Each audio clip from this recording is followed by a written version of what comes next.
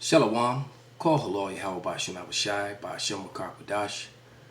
Double honors unto the apostles and the elders. Salutations to all my fellow laborers that do this work in truth and sincerity, risking their lives and their freedom to do so, now more so than ever. And to the scattered, hopefully elect, around the four corners of the earth that be like unto the speckled bird, many of them in the Akwaf that are listening and learning. To you I say Shalom. This is your brother Malcolm from the branch of the Great Millstone here in Chicago. This is a response to a video that I watched of the Florida Marquis. As I said, man, this guy has very informative videos, and he's no dummy. He's very intelligent in geopolitical matters and has a good understanding of military operations. But as far as, God and the Bible and all that sort of thing, he doesn't have a clue. He has a typical plantation Christianity outlook that the majority of people that are Christians have. All right? But this video is called, "Would You Join Our New Sovereign Christian State Now Established in Northeastern Florida?" And it's a hypothetical thing, so I'm going to just let him speak on it, but then I'm going to bring out some scriptures on some very important points, because what he's talking about, this hypothetical situation, it really happened. And that's how America was formed, Australia was formed, Britain, South Africa, Germany, all of Europe for that matter, because Europeans were not pale-fleshed people. They were not people who referred to themselves as Caucasian or white. The original Europeans were dark-complected people, just like the people of the islands here in the Americas. In the Americas and in the islands. Even the people over in the Pacific Islands, they were people of color. Brown-skinned people. Some with woolly hair, some with curly or more texture of hair, but nevertheless they were all brown-fleshed, dark-fleshed people. All right, including Europe. Excellent video that you have to watch is GMS Fast Food, which the beloved brother elder of the Boston camp, Adama, the video he did about the Red Army. The Jewish people in the Red Army, and how the images depicted them when they had pictures of them actually destroying some of those 50K churches that they destroyed, with all the images of the dark, of images of Yahushua with the afro and skin like the burnished brass, just like the scripture says. All right. So, with all that being said, you will understand why I said those things as soon as this video begins to play. So let's just let it happen. Something a little bit different. I'm going to put forth a fictional scenario based on a true story. And at the end of this scenario, I will reveal what it's based on. Some of you, I'm sure, will pick it up within a matter of minutes. And I think through this fictional scenario, it will illuminate the hypocrisy out of Washington, D.C. regarding Venezuela, and also show that anything coming from our mainstream media regarding Venezuela is simply doing the bidding of D.C. So without any further delay, fictional scenario, simply meant to educate and illuminate. The area that you see outlined on your screen is no longer part of the state of Florida. It is now known as Makivia, based on the support of 111,000 subscribers. All right, so according to his own subscribers, the area that he's carved off fictionally is called Markivia. All right, let's get a scripture. This is Psalms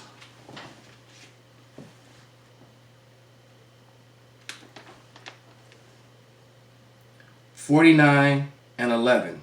Their inward thought is that their houses shall continue forever, and that their dwelling places to all generations. They called their lands after their own names. All right. So his video, he's the Florida Marquise, and he named the area which he carved out for his subscribers and followers Marquivia.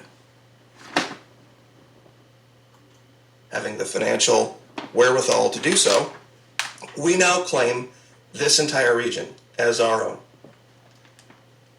Agents of the state of Florida and the United States are given 48 hours to leave our territory.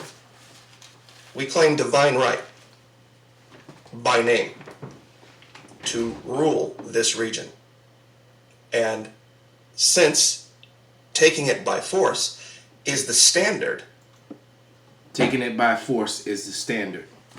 Just the way when the Lord comes back and sets up his kingdom, he's going to take the world by force and establish his people, which is, and what are his people? The seed of Abraham, which passed to Isaac, which passed to Jacob, and then to the 12 sons and their seed, which make up the Negroes, Latinos, and Native Americans, and the scattered that are among the heathen nations. This is Psalms 2 and 8. Ask of me, and I shall give thee the heathen for thine inheritance, and the uttermost parts of the earth for thy possession. See, kingdoms are not gained without force, and they don't fall without force.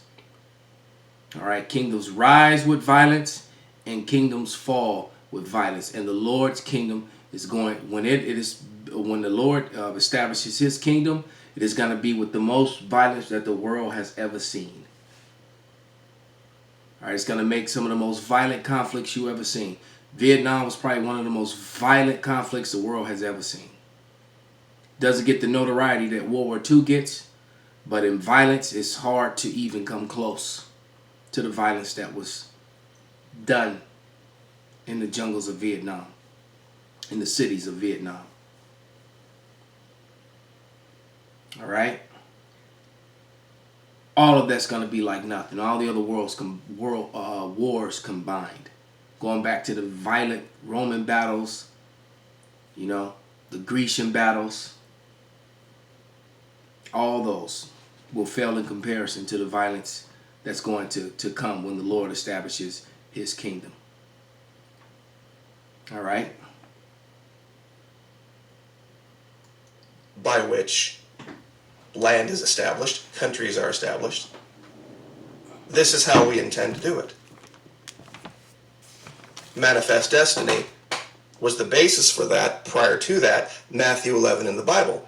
So there you go. They use the Bible to justify what they did here in America, to the people of America, and to the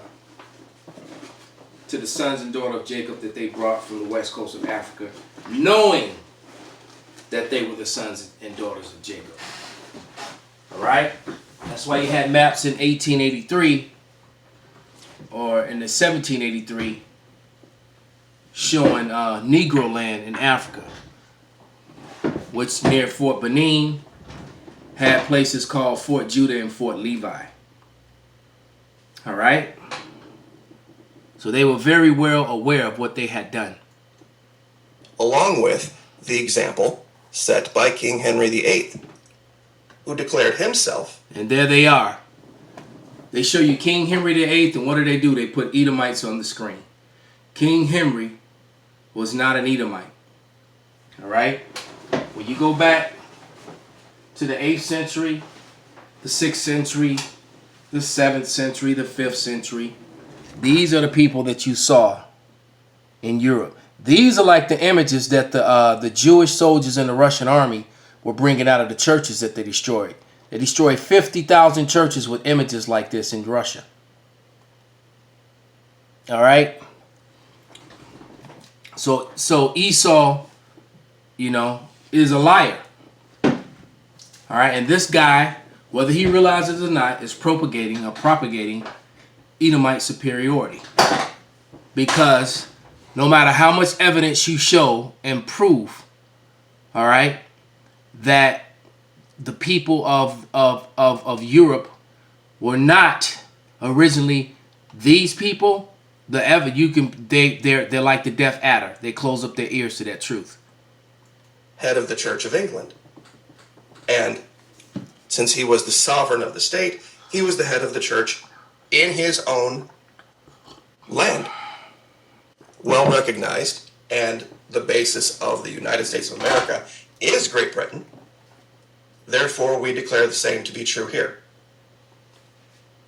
I was personally raised a Pentecostal Christian, and the de facto leader of the Maquis, that will now be the official religion.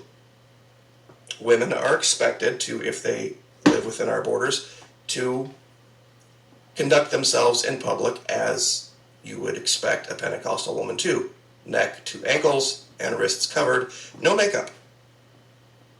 Women are now also possessions. Let's stop right there.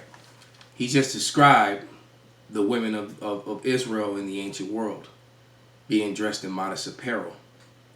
And the Bible clearly says, this is Sirach 36 and 24, and it reads, he that getteth a wife begetteth a possession, a help like unto himself, and a pillar of rest.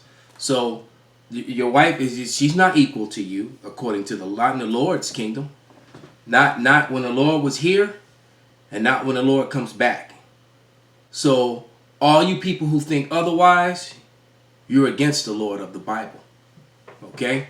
Because like he's gonna say, you belong to your father. That's why you have your father's name until you marry, which is sex. All right? First man that goes on into you, that's marriage. Not a ceremony after you've already been with 50 guys. That's not how it works. Of their husbands. Unmarried women are possessions of their fathers and or brothers. The official language is now Latin. English will only be used in a manner that is meant to educate people in the holy language of Latin. So, there it is, man. Latin is the language of Edom. All right? The hijackers, as my nephew once said, culture vultures. These people here. All right? Because this was not King Henry. And this was a horrible portrayal of him. All right? And Latin is the language of witchcraft. All their incantations and witchcraft. Every time you watch a horror movie, what language are the witches or the warlocks or the different evil sects chanting in? They're chanting in Latin. The language of heaven, the language of the Lord, the only holy language is Hebrew. All right? When the Lord spoke, he spoke in Hebrew. All right? Remember, King James had the Bible translated from the Latin into English. All right? So that people would understand what was being read and what was being said because of all the wicked translations of things that were being spoken in Latin, and no one understood it. But let's prove that. Let's get Acts 26 and 14, and we'll be done with this. All right, because my channel is still time restricted, and I'm coming up on 14 minutes, and I can't go past 15. But this is Acts 26 and 14.